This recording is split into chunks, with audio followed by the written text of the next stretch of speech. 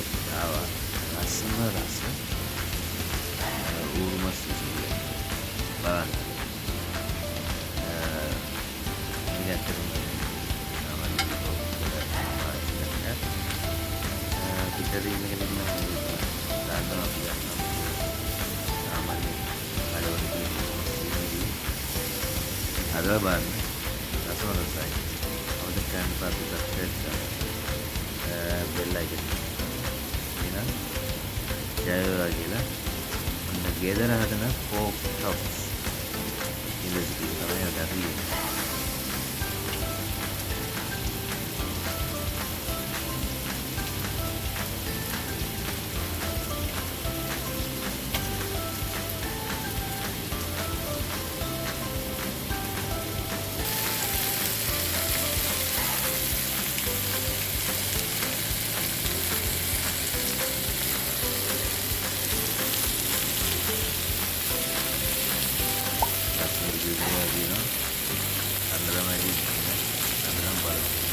මේ තියන්නේ අපේ ගෙදර පිටින් අපි ගේ පිටිපස්සෙන් යල්කනීට පේන එළිය ටික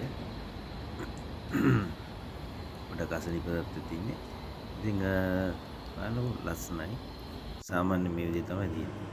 ඔන්න එන වැඩේට පටන් ගත්තා. මේ තියන්නේ උල්මස් පෙති කප් ග්‍රෑම් 80ක් වගේ ප්‍රමාණයක්. මම මේකට වැඩි මේ ස්පයිසස් දැම්මේ නැහැ. කහ දැම්මා, ගම්බිරිස් දැම්මා, ලුණු දැම්මා. තව තියෙනවා මේ චිලි පොඩි කෑලි මිස්ටියක් දැම්මා. වැඩේ කරන්නේ නැහැ එළියේ ෆෑන් ග්‍රිල් එකක් කරන්නේ.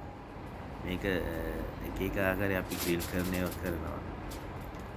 සාමාන්‍ය ග්‍රිල් එක ග්‍රිල් මැෂින් එක කරනවා. ඉතින් මේක අපි මේ කරන්නේ මේ සාමාන්‍ය මේක අවුට්ඩෝර් ටෙන්ට් එකක වගේ කියන අවුට්ඩෝර් අපි නයිට් අවුට් එකක් යනකොට ටෙන්ට් එකක් හරි අරගෙන ඒ වගේ තැනකදී කරන විදිහ තමයි මේක සාමාන්‍ය මේ අවුට්ඩෝර් පාවිච්චි කරන මේ ගෑස් ලිබා.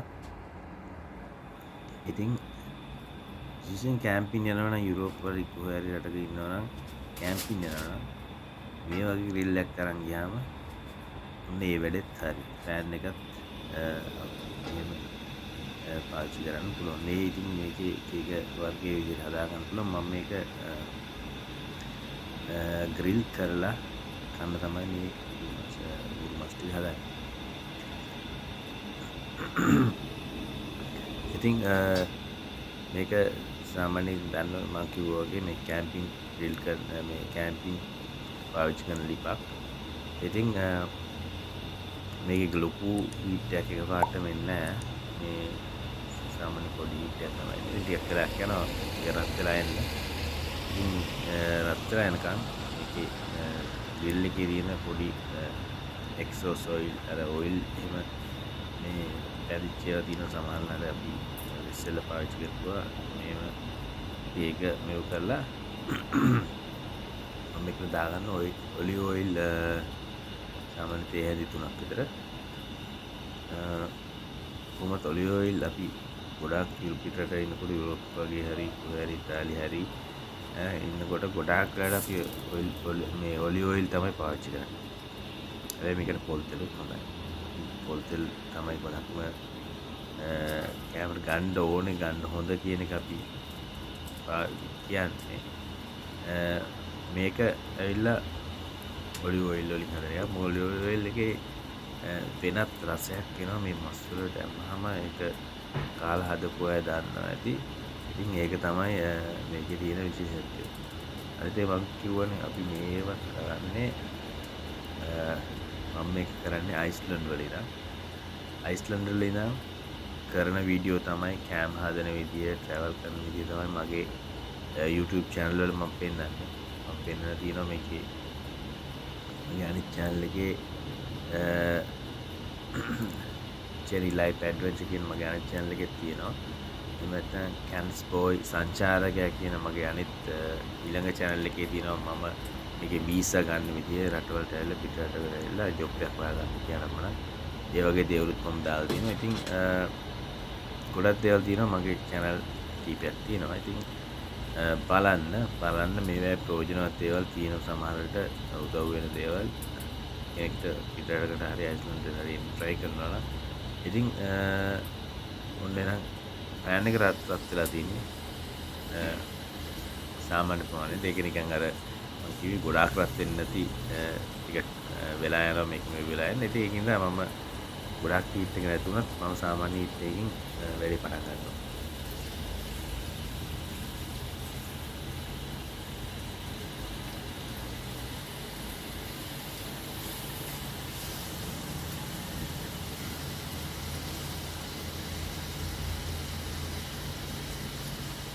සාමාන්‍ය මේකේ අර තෙල් කොටස පොඩි ලයින් එකක් තමයි අහුවෙන්නේ. ඒ කියන්නේ මේ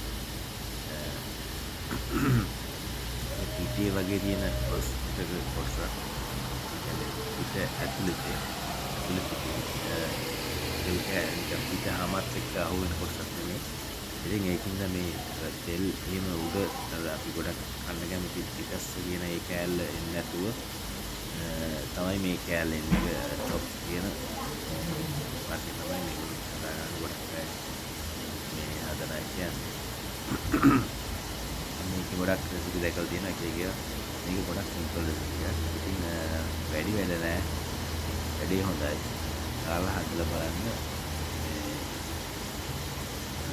කොහොමද කියන්නේ.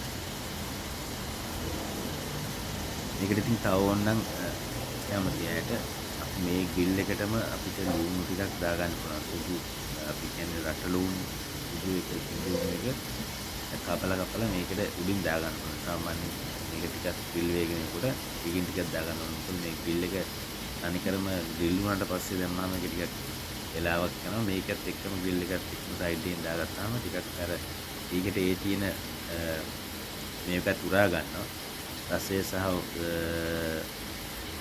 සුවඳ ඒ වගේම අපිට මේකට තව පොළ පාට මිරිස් මොන අඹරලා දාන්න පුළුවන්. ඉතින් ගාලි මොනනම් ඒවා දාන්න පුළුවන්. මම මේක හදන්නේ සිම්පල් විදිහට විශේෂයෙන් පිට රටක හදන සිම්පල් කැම්ප් සයිට් එක හදන ස්ටයිල් එක. මොකද කැම්ප් සයිට් එකට යනකොට ගොඩාක් දේවල් අපි අරන් යන්නේ. ඉතින් ඒකයි මේක ගොඩක් පහසුයි. පහසුවෙන් රාත්‍රී කෑමක් හදාගන්න විදිය තමයි මම මේ කියලා දෙන්නේ. ඉතින් හොඳට වැඩි දැන් ග්‍රිල් එකගෙන එනවා. එක පැත්තක් හොඳට පේනවා ඒකට. මම ඉස්සෙල්ලා කිව්වා වගේ මගේ මම එන්නන්නේ අපි පිටරට ඉන්න අයට කෑම හදාගන්න පහසු විදියවල් තමයි මම කියන්නේ. ඉතින් ගොඩක් අමාරු නෑ පිටරට තියෙන අමුද්‍රව්‍ය.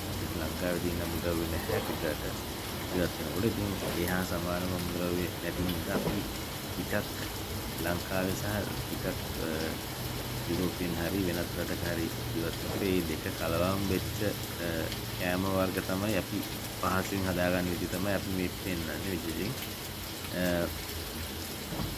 ඉතින් බලන්න හදලා මම මේ සමහර අය ග්‍රිල් කරනකොට එක එක දේවල් බාර්බිකියු සෝස් සමහර සෝස් වර්ග සෝයා සෝස් වර්ග මේවා ඉතින් එක දේවල් භාවිත කරනවා. ඒක තමන්ගේ කැමැත්ත.